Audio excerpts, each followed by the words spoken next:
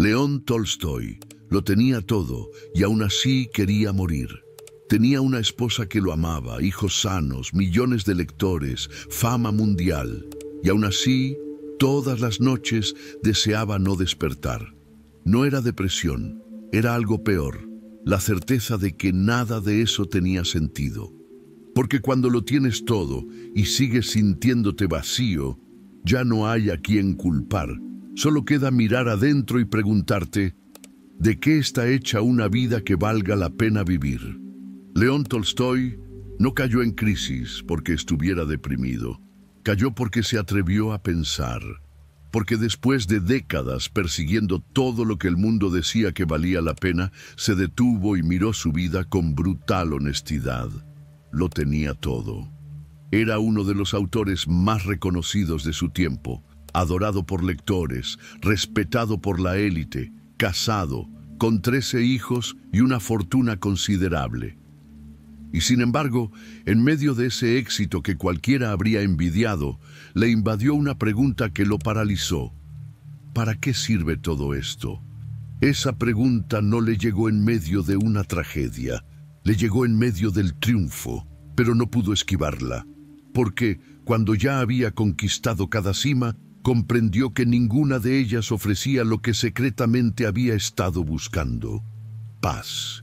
Su vida estaba llena de actividades, compromisos, reconocimientos, trabajo, pero vacía de sentido. Y ese vacío no se curaba con nuevas metas. Al contrario, cada logro reforzaba la sospecha de que estaba escalando en la dirección equivocada. Tolstoy escribió en sus diarios que sentía que estaba viviendo una mentira.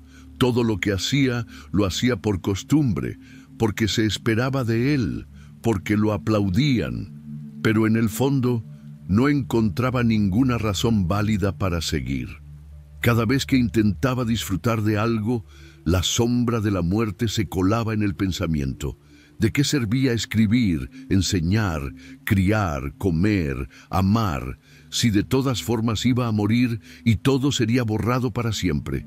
No buscaba consuelo religioso ni soluciones fáciles. Probó con la ciencia, con la filosofía, con la moral. Leía a los grandes pensadores con la esperanza de encontrar una respuesta sólida, pero ninguno lograba calmar el tormento. Para Tolstoy, el conocimiento acumulado no ofrecía consuelo, solo más preguntas, más complejidad, más ruido. Estaba agotado de buscar explicaciones que no lo sostuvieran cuando estaba solo en la noche, preguntándose por qué seguir vivo.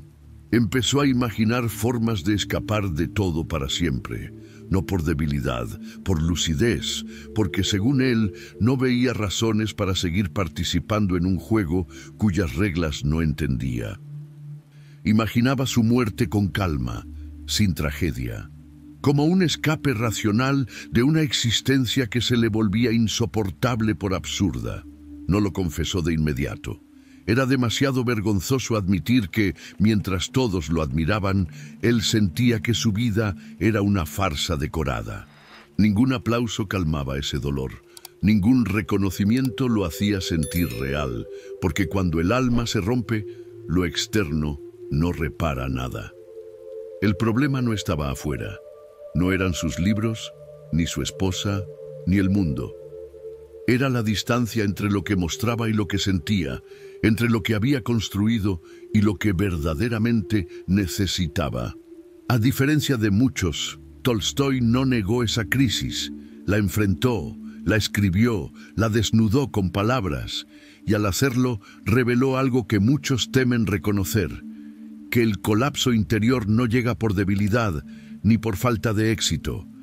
Llega cuando todo lo demás deja de tener sentido, cuando ya probaste todo lo que te dijeron que te haría feliz y sigues igual, o peor, porque ahora ya no tienes excusas. Eso fue lo que quebró a Tolstoy, no la pobreza, no una pérdida.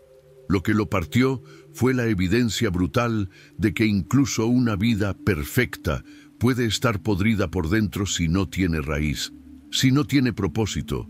Y ese dolor no se ve desde fuera, se siente en silencio, a solas, en las madrugadas, en esos instantes donde el cuerpo está en calma, pero la mente arde.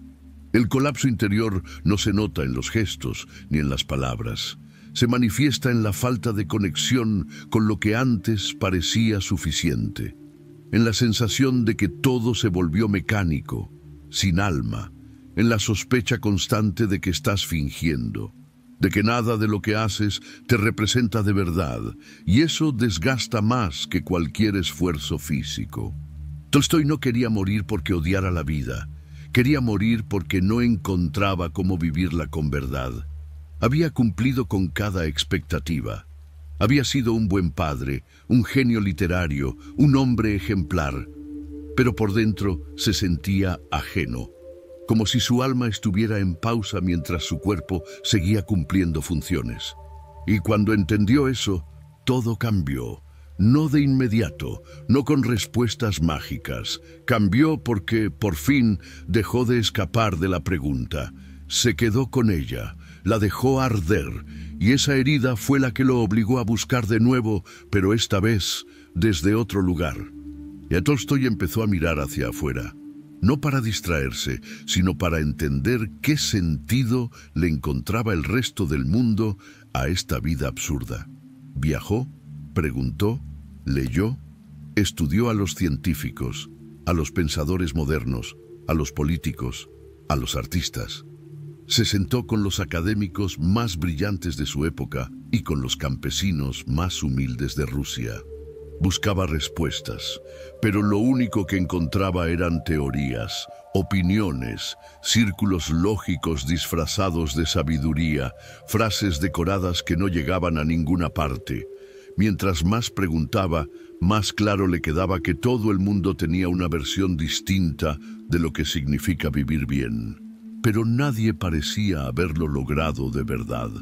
La ciencia ofrecía datos, pero no propósito. La religión organizada repetía dogmas, pero no resolvía el vacío. La filosofía se contradecía a sí misma, y los sistemas políticos solo hablaban de control. Y el arte describía el dolor, pero no lo curaba. Tolstói lo intentó todo. Incluso consideró la riqueza como vía de escape, pero cuando los placeres ya no tienen efecto, la máscara se cae, y lo que queda es una pregunta sin respuesta que empieza a infectarlo todo. ¿Para qué estoy vivo? En ese punto, cualquier cosa puede convertirse en un intento desesperado de anestesia. El ruido de la rutina, el trabajo, las apariencias, la corrección social, todo parece tener una función, pero en realidad solo sirve para tapar el hueco. Tolstói lo sabía, no estaba distraído. Estaba observando cómo los demás seguían adelante como si no pasara nada, mientras él sentía que se hundía en una especie de lucidez insoportable. Ya no podía fingir. Porque una vez que ves que el mundo gira sin rumbo, te es imposible seguir bailando al ritmo de su música. Y aún así insistía, quería encontrar algo afuera que lo hiciera sentir que estar vivo valía la pena. Probó incluso el activismo social, pensó que tal vez servir a los demás, luchar por la justicia, podría darle un sentido real. Pero incluso eso terminó sintiéndose insuficiente, porque si no hay una razón profunda para existir, ni siquiera el bien tiene fuerza. Cuando estás vacío, ayudar no es redentor, es solo una distracción noble. Tolstói quería algo más radical, algo que fuera más allá de la función, algo que lo conectara con la esencia. Pero la cultura que lo rodeaba no le ofrecía nada de eso. Solo le mostraba un teatro, una serie de personajes persiguiendo metas sin saber por qué, rostros sonrientes que escondían desesperación, inteligencia usada para construir argumentos que decoraban el abismo. Él no podía conformarse con eso, ya no, porque había entendido una verdad brutal. Mientras más afuera buscara el sentido, más lejos estaría de encontrarlo. Y sin embargo, no se detenía. Porque aún no había agotado todas las rutas, y porque cuando uno se está rompiendo por dentro, A veces prefiere seguir buscando fuera antes que mirar lo que realmente necesita ser visto. Tolstoy se enfrentó a la vida como quien sostiene un cuchillo sin saber si cortarse o defenderse. Todo lo que había logrado, fama, riqueza, respeto, terminó reduciéndose a una sombra absurda frente a la misma pregunta que no lo soltaba. ¿Para qué vivir? En medio de esa asfixia interna, descubrió que los seres humanos toman 3 rutas cuando el sinsentido los aplasta. La primera es la ignorancia voluntaria, distraerse, anestesiarse, fingir que todo está bien. Es la elección más común. Se llena la agenda, se coleccionan placeres, se corre detrás de metas y se tapa el silencio con ruido. Pero llega el día en que ni el ruido funciona. El segundo camino es el de los fuertes que se quiebran, aquellos que enfrentan la verdad sin anestesia y, al no encontrar respuestas, optan por desaparecer. Tolstoy lo consideró seriamente. No lo dijo con metáforas, lo escribió con el pulso temblando. La muerte, para él, dejó de ser tragedia y empezó a parecer solución, pero entonces encontró el tercer camino. No fue un descubrimiento intelectual, fue una rendición. Se dio cuenta de que la razón humana, por sí sola, no puede sostener el peso de la existencia. Y lo que evitó su colapso no fue un argumento brillante, sino una certeza interior, que no venía del pensamiento, sino de una forma de fe que no dependía de ninguna iglesia. En su desesperación, comprendió que millones de personas vivían, sufrían, amaban y morían con una paz que él no entendía, pero que existía. Y esa paz nacía de una conexión invisible con algo superior. No lo encontró en los libros, lo vio en la mirada de un campesino, en la serenidad de quien ya no necesita respuestas para seguir respirando. La vida, descubrió, no se explica, se habita, y solo quien es capaz de rendirse ante lo que no controla puede vivir sin destruirse. Algunos no están rotos, solo están aburridos de vivir como les dijeron que había que vivir. Y aunque lo esconden bien, lo sienten cada mañana. Un vacío que no es depresión, pero tampoco motivación. Simplemente la sensación de que algo se perdió, de que se olvidaron de algo importante. Y siguen respirando, sí, pero sin profundidad. Se levantan, se mueven, producen, aparentan estar bien, pero por dentro hay una pregunta sin resolver. No tiene forma exacta, ni palabras fijas, pero se repite con una voz cada vez más insistente. ¿Qué estoy haciendo con mi vida? Algunos intentan ignorarla con más trabajo, otros con más ruido, pero no se va, porque no es una crisis, es una verdad que se asoma. No hay pastillas ni frases de motivación que logren apagarla, solo el coraje de mirarla. Y ese es el inicio de todo experimento vital, la renuncia a seguir fingiendo, dejar de actuar como si esto fuera suficiente. Porque aunque tengas estabilidad, hay algo que no se está moviendo dentro de ti. Y si no se mueve, muere. La mayoría de personas nunca se da el permiso de romper su rutina para hacer esa pregunta en serio. No porque no quieran, sino porque tienen miedo a lo que encontrarían si respondieran con honestidad. ¿Y si todo lo que has construido no tiene sentido? ¿Y si todo lo que buscaste no era realmente lo que necesitabas? ¿Y si fuiste más eficiente que auténtico? No todo el mundo está listo para mirar de frente la vida que ha creado, pero aquellos que lo hacen cambian de piel. El experimento comienza cuando ya no buscas aprobación, ni aplausos, ni etiquetas. Comienza cuando te vuelves honesto con tus decisiones, con tus placeres, con tus tiempos. No se trata de huir, ni de reiniciar desde cero. Se trata de reorganizar tu vida desde lo esencial, no desde lo esperado. Algunas personas hacen este experimento vendiendo todo y mudándose a otro lugar. Otras simplemente se atreven a hablar por primera vez desde su verdadera voz. El formato no importa. Lo que importa es la renuncia al personaje. Muchos temen cambiar porque asumen que deben saber con precisión hacia dónde van. Pero nadie lo sabe del todo. La vida no es una fórmula, es un riesgo.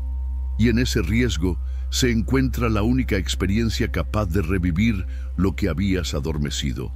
La curiosidad, la libertad, el asombro. No hace falta dejarlo todo, pero sí es urgente cuestionarlo todo, porque hay decisiones que ya caducaron dentro de ti, aunque sigas actuando como si todavía funcionaran.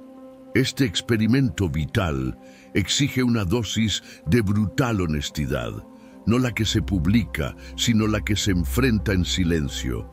Preguntarte con coraje qué has dejado de hacer por miedo, qué conversaciones sigues postergando, qué partes de ti mismo dejaste de escuchar para no desentonar, y sobre todo, qué estás esperando para moverte. La vida no se reordena con frases inspiradoras. Se transforma cuando decides incomodar lo suficiente tu entorno como para reconstruirlo a tu medida. No todos están preparados para vivir de esta manera, porque este camino no garantiza seguridad. Lo único que garantiza es conciencia. Y cuando la tienes, ya no puedes volver atrás. Es el tipo de claridad que arruina para siempre la comodidad sin propósito.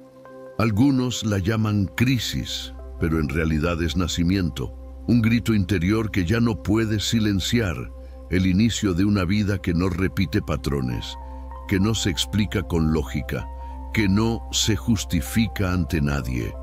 Este experimento no tiene un final feliz garantizado, pero tampoco lo tiene la inercia. La diferencia es que aquí, al menos, estás despierto. Tú decides qué conservar.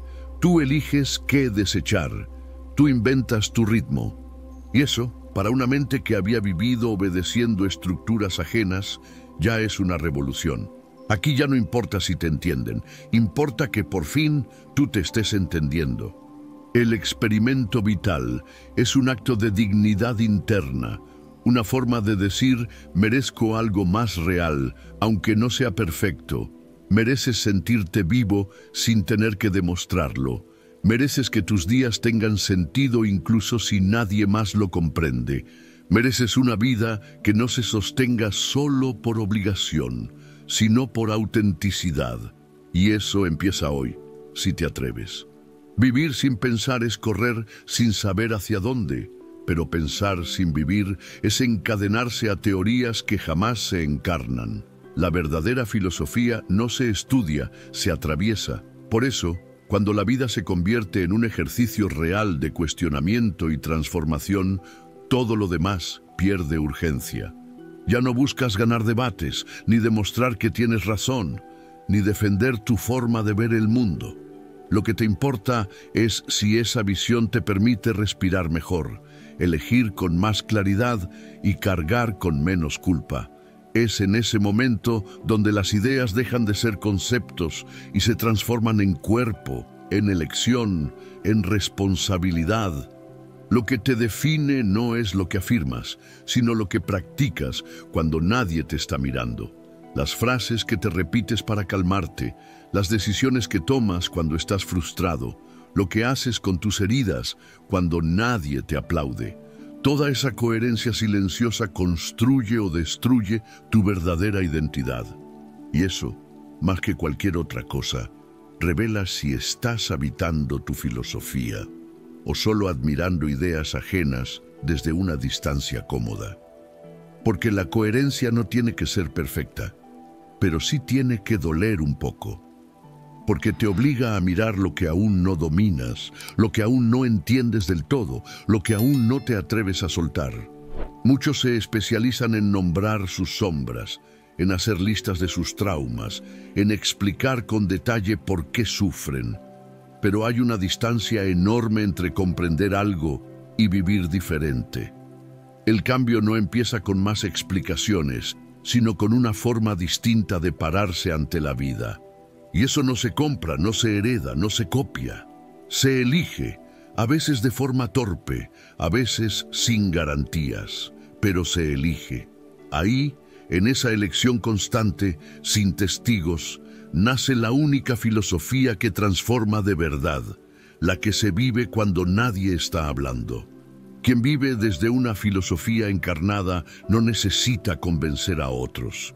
No impone, no presiona, no necesita ser entendido, porque ha entendido algo más importante, que solo puede inspirar desde la congruencia, desde el ejemplo silencioso de alguien que vive como piensa.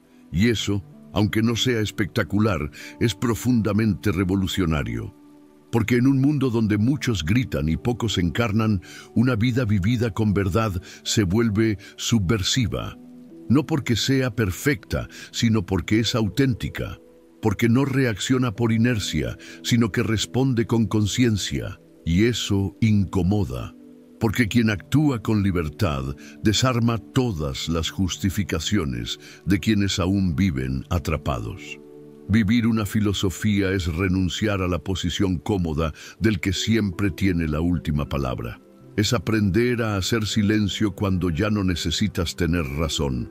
Es saber cuándo intervenir y cuándo dejar que la vida hable por sí sola.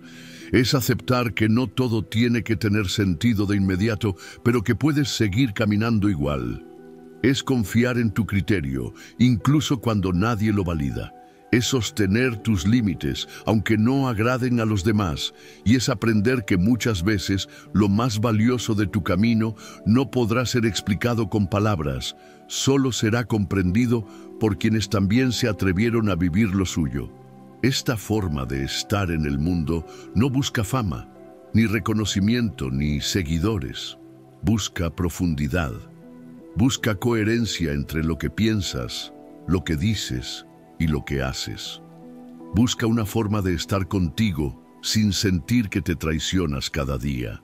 Porque cuando la vida y el pensamiento se alinean, todo cambia.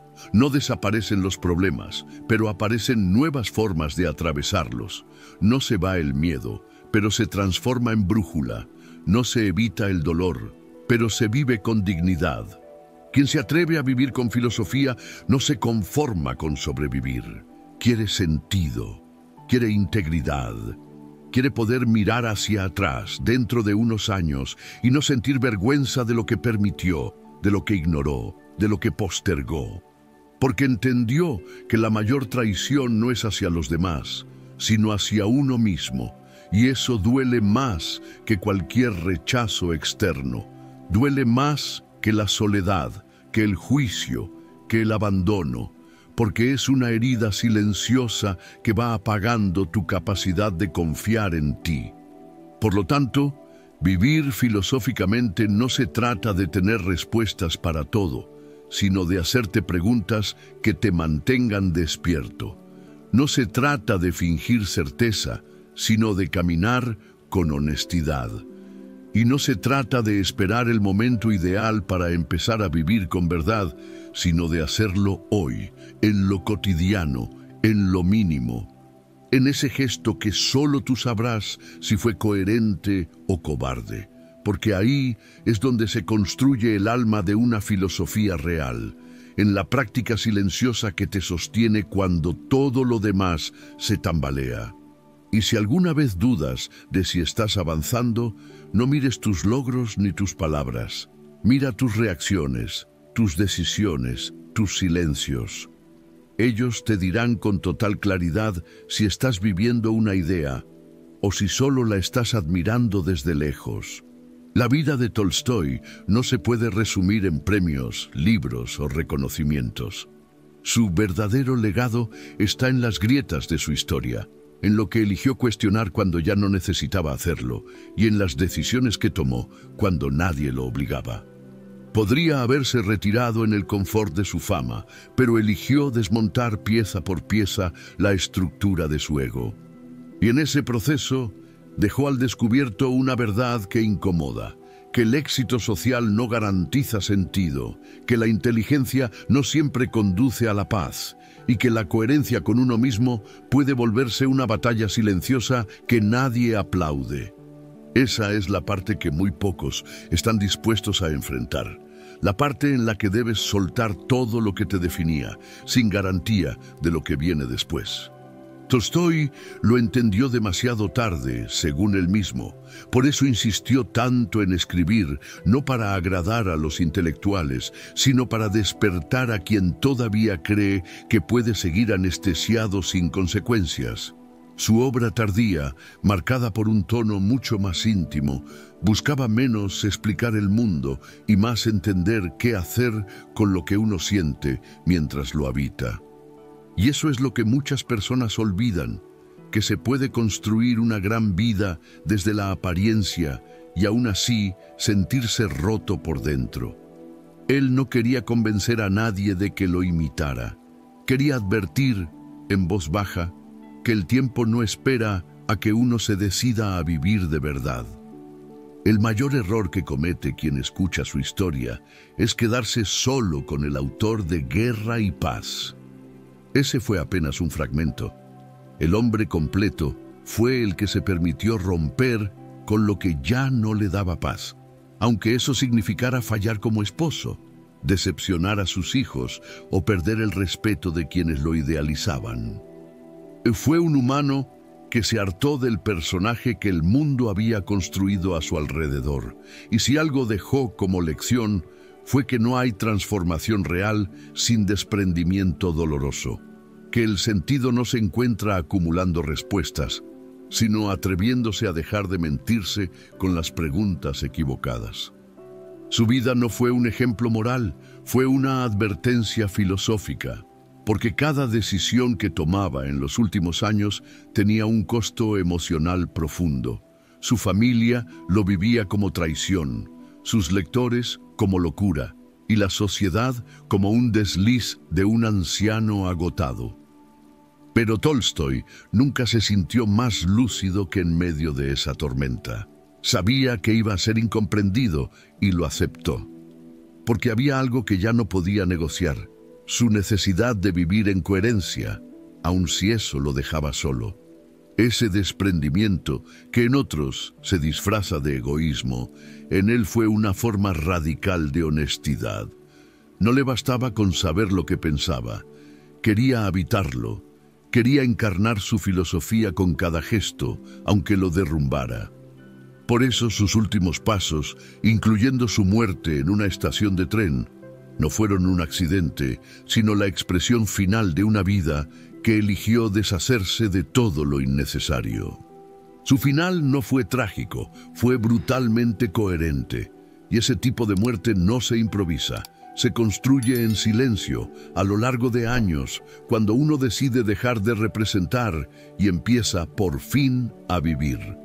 Las lecciones que deja no son cómodas, no se tratan de cómo ser exitoso o feliz, se tratan de cómo evitar pasar por la vida siendo un espectador de tu propio deseo, de cómo no terminar los días sintiendo que lo que hiciste fue una versión pulida, pero vacía, de lo que realmente eras capaz de experimentar.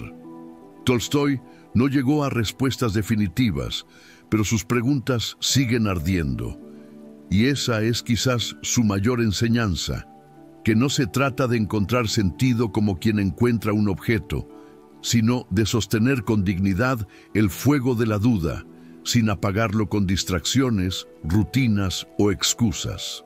Quien mira con atención su vida no solo ve a un escritor, ve a un hombre que se atrevió a fracasar ante todos para no fracasar ante sí mismo. Ese es el verdadero legado, no las novelas, no la fama, sino la osadía de desmontarse cuando ya lo tenía todo.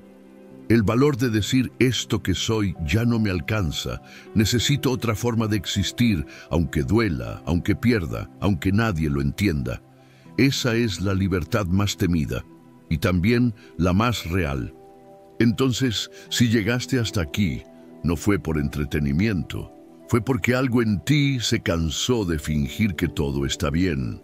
Porque en medio del ruido sigues sintiendo un vacío que no logras llenar con nada.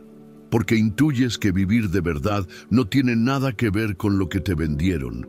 Esta historia no busca inspirarte, busca empujarte a mirar tu vida sin adornos, sin excusas. a preguntarte qué sentido tiene todo lo que haces, lo que persigues, lo que toleras, porque aún estás a tiempo de elegir distinto, de dejar de acumular lo que no necesitas, de soltar la máscara y vivir con conciencia. Nadie va a aplaudirte por eso, pero tampoco vas a necesitar los aplausos. Cuando encuentres tu verdad, aunque incomode, aunque duela, sabrás que todo valió la pena. Porque el verdadero legado no es lo que dejas cuando mueres. Es lo que transformas mientras aún estás vivo.